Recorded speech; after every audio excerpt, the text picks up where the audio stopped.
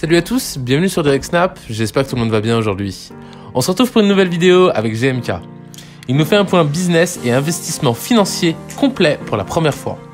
Il nous dévoile toutes les clés de ses investissements dans les montres de luxe, que ce soit la Richard Mille, les Rolex et en passant aussi par la Patek Philippe. Combien ils lui ont coûté et surtout la plus-value qu'il a fait jusqu'à aujourd'hui. Beaucoup de personnes se demandent un petit peu comment GMK gère son argent, ses voitures, etc. etc. Alors aujourd'hui, il répond à toutes ces questions et prévoit de continuer régulièrement de partager de nouvelles informations à ce sujet. Allez, je vais découvrir les images. N'hésitez pas à partager vos réactions en commentaire. Bonne vidéo à tous. La famille, j'espère que ça va. Je sais pas si vous vous rappelez, il y a 2 jours, je vous avais parlé un peu d'investissement, etc. que moi je réalise à titre personnel.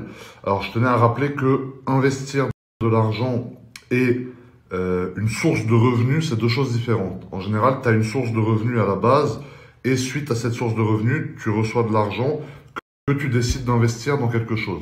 Donc moi, au niveau des investissements que je fais, il y a un peu d'immobilier, il y a des montres, il y a des voitures et il y a un peu d'œuvres d'art. Donc là, je vais vous parler des montres aujourd'hui plus précisément, des voitures aussi un peu, sans trop rentrer dans les détails ou donner des conseils aux gens parce que je suis pas un mentor, mais je vais juste en gros vous montrer un peu en vous expliquant très rapidement. Il faut savoir que les montres aujourd'hui c'est de plus en plus dur à obtenir. C'est plus question d'avoir l'argent pour l'acheter, c'est question d'avoir l'allocation de la montre. C'est-à-dire quand tu vas en boutique, il n'y a jamais les montres. Donc tout le monde parle des Daytona, des Hulk, des Pepsi, des Batman, etc. Mais tu as plein d'autres modèles de montres qui sont encore bien plus durs à avoir que celle-là et qui sont de bien meilleurs investissements. Encore une fois, quand je parle d'investissement, je ne parle pas de source de revenus. C'est-à-dire que je ne gagne pas ma vie grâce aux montres, je gagne ma vie grâce à complètement autre chose. Je reçois de l'argent, entre guillemets, cet argent, au lieu de le garder sur mon compte, et voilà, je le réinvestis dans des objets qui prennent de la valeur. Voilà. Ensuite, je ne suis pas marchand de montres. C'est-à-dire que, en gros, je ne revends jamais mes montres. Voilà, je ne suis pas quelqu'un qui achète des montres pour les revendre, parce que de 1, c'est pas une bonne stratégie. Et de 2, tu te fais blacklister chez les marques, on te donne plus aucune montre ensuite. C'est-à-dire, si tu vends une fois une montre, tu te prends un profit de 50 000 € par exemple sur la montre, bah, tu reviens pour acheter une montre, ils te disent, désolé monsieur, dans le monde entier, on peut plus vous vendre de montres. Donc, tu vois, c'est des investissements. C'est-à-dire, c'est de l'argent placé qui va rapporter, entre guillemets, en valeur, mais pas en cash directement. Je sais pas si tu vois ce que je veux dire, frérot. Alors, en premier exemple, tu vois, on a la Rolex Daytona Platine Ice Blue avec l'index baguette. Donc cette montre, c'est une montre que j'ai achetée moi, 77 000 € TTC il y a quasiment un mois, et qui aujourd'hui sur le marché cote à peu près 130 135 000 € pour les états neufs comme celle-ci, parce que celle-ci est dans un état neuf. Sur la Dayto Platine, j'ai eu énormément de chance que je l'ai acheté, c'était pas monté du tout, et 5 jours après que je l'ai acheté, la montre elle a pris une cote de fou. Parce que des fois il suffit que Rolex par exemple dise voilà, bah, tel modèle, on va arrêter de le produire, et là, la montre explose.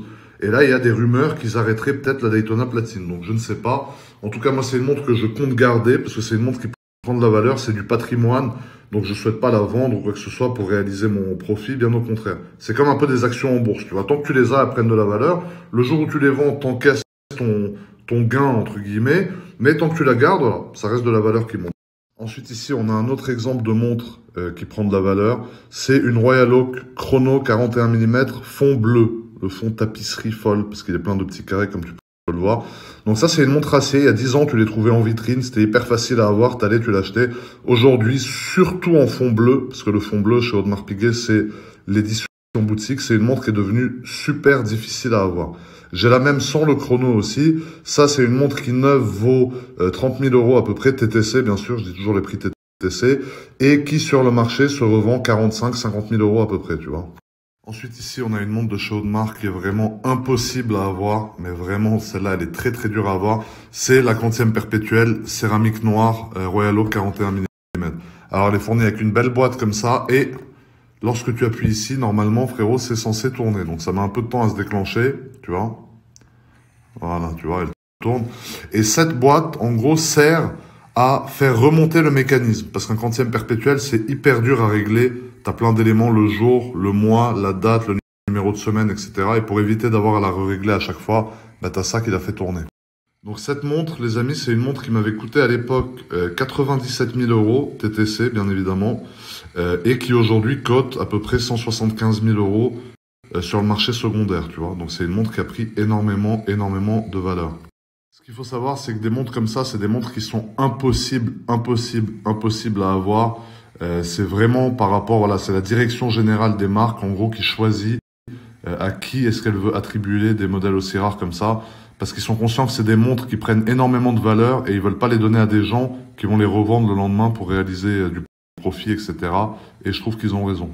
En gros, c'est pas qu'ils sélectionnent leurs clients, c'est vraiment que, tu vois, quand ils la donnent, c'est des belles pièces qu'ils ont fait dont ils sont fiers. Ils veulent les donner à des gens qui sont vraiment passionnés de la marque et qui souhaitent garder les montres, tu vois. Pas qu'ils souhaitent les revendre et tout, tu vois. C'est pour ça qu'ils sélectionnent et qu'ils sont très durs. Ensuite, on a un modèle plus classique, Rolex Submariner, Subdate, lunettes noires, céramique, 41 mm, donc c'est les nouvelles versions. Ça, si tu veux, c'est une montre qui valait à peu près 8500 € neuve et qui aujourd'hui sur le marché cote 11 500, 12 000, 13 000 € à peu près en état neuf comme celle-ci parce qu'elle n'a jamais été portée. Mais c'est pas une montre que je souhaite vendre. Encore une fois, c'est une montre que je veux vraiment garder. Là, je vais vous mettre un screen de la Sub sur Chrono 24 et vous allez voir le pourcentage d'évolution du prix. C'est-à-dire par rapport au prix qu'elle vaut neuf, combien elle vaut sur le marché, vous allez voir la différence en pourcentage. Donc des fois en euros, c'est pas forcément une grosse différence, c'est 3-4 000 €, mais en pourcentage, c'est un très gros pourcentage par rapport au prix neuf de la montre.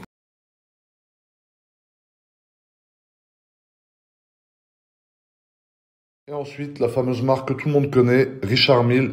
Donc ça, c'est quasiment tous les modèles de la marque, même les modèles femmes maintenant, qui sont devenus impossibles à acheter. Donc là, tu peux avoir l'argent, tout ce que tu veux, tu arrives en boutique, il n'y aura jamais une montre dispo.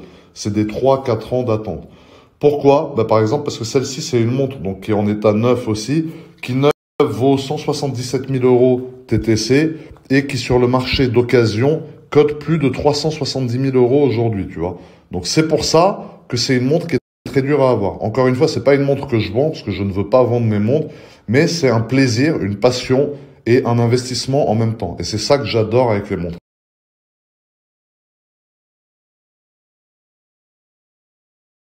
Ensuite, mis à part les montres, comme vous pouvez le constater ici, alors je sais pas s'il y a des amateurs d'art, mais ça c'est une toile de Robert Combas, donc de 88, donc c'est une bonne année quand même, qui est assez grande. Ça aussi, tu vois, c'est une passion. L'art, j'aime beaucoup moi. Après, c'est question de goût et de couleur. Il y en a qui vont trouver ça chelou. Et encore une fois, c'est un bon moyen d'allier ta passion, entre guillemets, à de l'investissement. Tu vois, l'art, c'est un très bon moyen aussi de faire ça. Et après, la famille, on a les voitures. Donc, au niveau des voitures, moi, personnellement, les voitures auxquelles je crois le plus, c'est la SLS, dans les voitures que j'ai, la C63 Black Series, parce que c'est les deux derniers moteurs atmosphériques de chez AMG, et c'est deux modèles quand même légendaires, tu vois. Donc, pour moi, ça, c'est des véhicules qui vont prendre de la valeur avec le temps. Tout ce qui est RS6, E63, C63 classique, etc., c'est de la perte d'argent. Même si c'est des excellentes voitures, ce n'est pas des modèles sur lesquels tu vas gagner de l'argent, c'est des modèles sur lesquels tu vas perdre de l'argent. À moins que tu les achètes à un prix de fou, genre à 50% de ce qu'elles valent, et que là tu puisses gagner de l'argent si tu les revends. Si tu les achètes au prix du marché, chaque année qui va passer, la cote va baisser. Tandis que les autres modèles, chaque année qui passe, la cote monte. Ensuite, j'allais oublier pour les montres, il faut savoir qu'une montre, pour qu'elle garde vraiment sa valeur, il faut que vous ayez toujours la boîte et les papiers. Parce qu'une montre sans boîte, sans papier, ça vaudra toujours beaucoup moins qu'une montre avec la boîte et les papiers. Par exemple, ça, sans boîte, sans papier, ça vaut 40% de moins qu'avec la boîte et les papiers, tu vois. Donc c'est très important. Même si tu ne souhaites pas revendre tes montres, tout collectionneur de montres qui se respecte fera en sorte de garder la boîte et les papiers pour avoir le full set, frérot. Ensuite, tu vois, chacun a son domaine d'investissement qu'il aime bien. Par exemple, comme je vous ai dit, moi, c'est les montres, l'art et les voitures. Pour tout ce qui est trading, je passe par ma banque privée. Donc, c'est eux qui gèrent, c'est des banquiers expérimentés, c'est leur boulot, etc. Et c'est eux qui me gèrent mes comptes. Voilà, tu leur dis, soit tu veux qu'ils fassent quelque chose de sûr, de pas sûr, de risqué qui peut rapporter plus, etc. Et c'est eux qui vont gérer. Donc ça, c'est géré pour moi, en tout cas, en banque privée. Je ne m'aventure pas, moi, tout seul, à gérer ça parce que je m'y connais pas, tout simplement. Ensuite, la famille par rapport au Bitcoin, crypto-monnaie, etc., c'est un sujet qui revient souvent parce que forcément tout le monde en parle en ce moment, ça fait que monter, etc. Moi, personnellement, je m'y connais pas super bien. Des fois, j'en parle avec Marc. Marc, c'est un gars que je connais par rapport aux voitures que j'ai rencontrées, qui a une M6 V10, qui a une 488 Spider, qui a une Nissan GTR, etc., qui lui donne des conseils par rapport au Bitcoin, qui fait des formations. C'est un Belge de 42 ans. C'est un daron, tu vois, c'est pas quelqu'un qui est là, qui vient de se lancer là-dedans. Ça fait des années qu'il fait ça, il a commencé au tout début, etc. Et si jamais vous voulez des conseils qui valent quelque chose, c'est à lui qu'il faut demander, pas à moi. Voilà. Donc vous pouvez, il est identifié ici, si vous voulez lui poser des questions, faire sa formation, qui est une formation gratuite. Vous pouvez y aller de ma part, il n'y a pas de problème. En fait, ce que j'essayais d'expliquer, Frangin, c'est qu'aujourd'hui, l'euro, la monnaie, est en train de valoir de moins en moins. C'est grâce à ça que tu as des choses comme le Bitcoin, comme les crypto-monnaies, ou comme des montres qui prennent autant de valeur. Qui aurait pensé qu'il y a des montres qui pourraient valoir 3-4 fois le prix qu'elles valent neuves en magasin sur le marché secondaire? C'est parce qu'aujourd'hui, les gens veulent placer leur argent ailleurs que dans de l'euro. Donc ça peut être de l'art, de l'immobilier, des montres, etc. C'est de l'argent, voilà, tu l'achètes, t'en profites, tu l'apportes, etc. Mais tu l'oublies, tu dors dessus. C'est-à-dire ton argent, il est placé. C'est pas une source de revenus, c'est un investissement. Tu peux vivre de l'immobilier, c'est-à-dire être marchand de biens, retaper des apparts, les revendre, faire ton profit, et investir ton argent aussi dans l'immobilier. Mais de l'immobilier que tu vas pas faire de l'achat-revente, juste tu vas l'acheter, tu vas le coffrer, tu sais que c'est là, tu le loues, tu achètes à crédit, tu mets un locataire, le locataire te paye ton crédit, entre guillemets, vu qu'il paye son loyer, et au bout de 15 ans ou de 20 ans, ça dépend de la durée de ton crédit, l'appartement, il est...